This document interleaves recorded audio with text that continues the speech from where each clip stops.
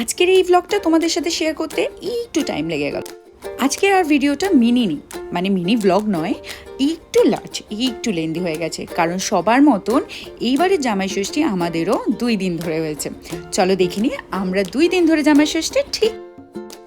ইচ্ছা ছিল মায়ের বাড়িতে সকালবেলা পৌঁছে যাবার, কিন্তু কিছু কারণের জন্য সেটা আর হয়ে ওঠে। তারপর মার দেওয়া সুন্দর 3 পিসের স্যুটটা পরে মার বাড়ি পৌঁছে গেছি। আর মার জামাই মায়ের জন্য নিয়েছিল এই সব বড় একটা ইলিশ আর কয়েক কেজি আম, যেটা মা পরবর্তীকালে সবার মধ্যে ভাগ করে দিয়েছিল, ইনক্লুডিং। আচ্ছা, এখানেই শেষ নয়, দীপ মায়ের জন্য নিয়ে গেছিল মায়ের পছন্দের সুরেন্দ্রর মিষ্টি দই, যেটা মা এবং আমরা সবাই খেতে খুব। আর এখানে আমি অনেকগুলো আইসক্রিম নিয়ে পৌঁছে গেছিলাম দিদার বাড়িতে, কারণ দিদার বাড়িতে জামাই ষষ্ঠীর সাথে সাথে ছোটবেলা থেকে দেখতাম বড় করে ষষ্ঠী, যেটা দিদার বয়স হওয়ার জন্য নামমাত্রটুকুই করা হয়। এখানে দিদা পাকার হাওয়া দেয় এবং 5 রকমের ফল আর কিছু মাসির তৈরি লুচি। তারপর সবশেষে যেটা সব থেকে বেশি ইম্পর্ট্যান্ট, দিদা আমাদের হাতে কিছু নগদ দেয়, যেটা প্রথমে আমরা না বলে থাকলেও, কিন্তু আমরা তো লোভী, আলটিমেটলি আমরা। এই দেখো, এইসব কথা বলতে বলতে তোমাদের সাথে তো পরিচয় করা হলো না। প্রথম দিদা যাকে পাখার হাওয়া দিল সে হলো আমার ছোট দিদা। যেহেতু বয়স হয়েছে তাই জন্য প্রথম, দ্বিতীয়, তৃতীয় কি কি নিয়ম মানতে হয় একটু ভুলে যাচ্ছিল, তাই পাশে মাসি দাঁড়িয়ে সব পরপর মনে করে।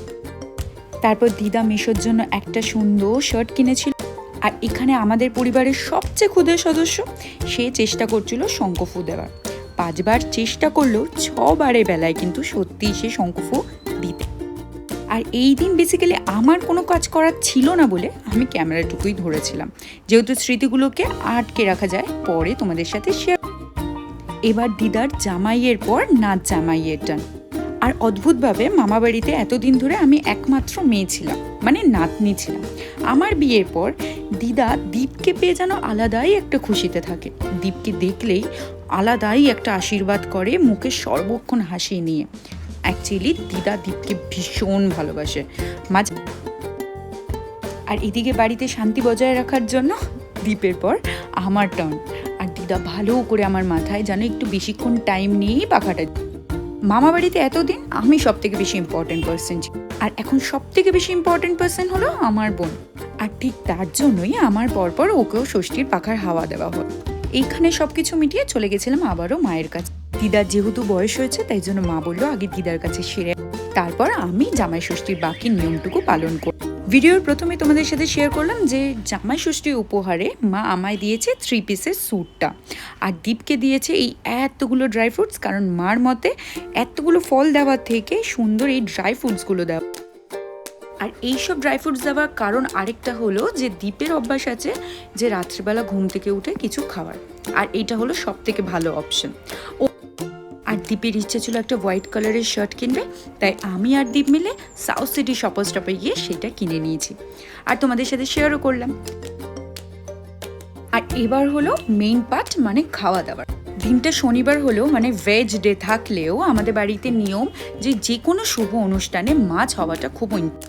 তাই মা দুপুরবেলা দীপের জন্য মাছ রান্না করেছিল, আর রাত্রেবেলা আমাদেরকে বাইরে থেকে খাই। আর জানো তো, দুপুরবেলা মা আমাদের জন্য আমিষ রান্না করলেও নিজে খেয়েছিল নিরামিষ।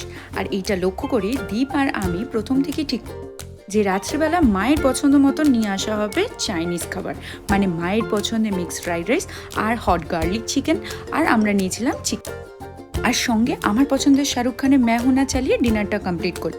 আর পরের দিন যেহেতু যোগা ডে ছিল, তাই ক্লাবে হচ্ছিল যোগা ডে সেলিব্রেশন। আর যেহেতু দীপের মা এটা অর্গানাইজ করে, তাই জন্য আমাকে আর দীপকে তো। আর এই প্রোগ্রামে বোনের একটা ডান্স ছিল।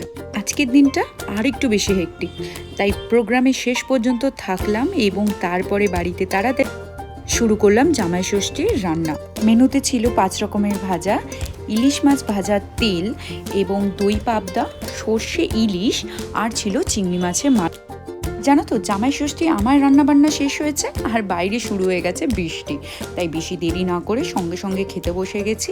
প্রথমেই আমি ইলিশ মাছের ভাজা তেল দিয়ে এতটাই ভাত খেয়ে ফেলেছি, আর বাদবাকি সেরকম কিছু খাওয়ার অপশানই ছিল না। মা খুব জোর করাতে এই ইলিশ মাছটুকু খেয়েছি। দই সুন্দর একটা লাঞ্চ করার পর বড় মাসির তরফ থেকে ছিল আইসক্রিম ট্রেট, যেটাতে আমরা মন পছন্দ মতন আইসক্রিম খেয়েছি। কিন্তু আমি আইসক্রিম খাইনি, আমি খেয়েছি সুন্দর ক্যারামেল। তারপর এত কিছু খাবার পর পেট ভরে গিয়ে রাত 1:30টার সময় ফাইনালি আমার একটু খিদা পেয়েছিল।